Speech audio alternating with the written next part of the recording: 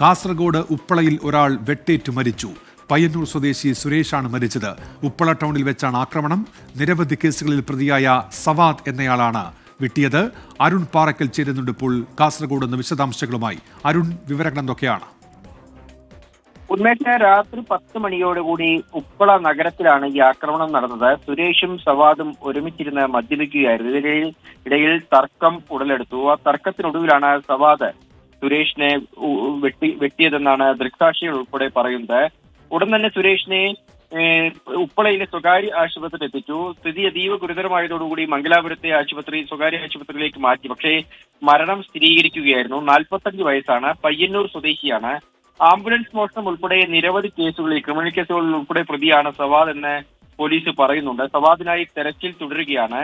ഈ സുരേഷ് ഉപ്പളയിൽ നിർമ്മാണ മേസ്തിരിയായി ജോലി ചെയ്യുകയായിരുന്നു.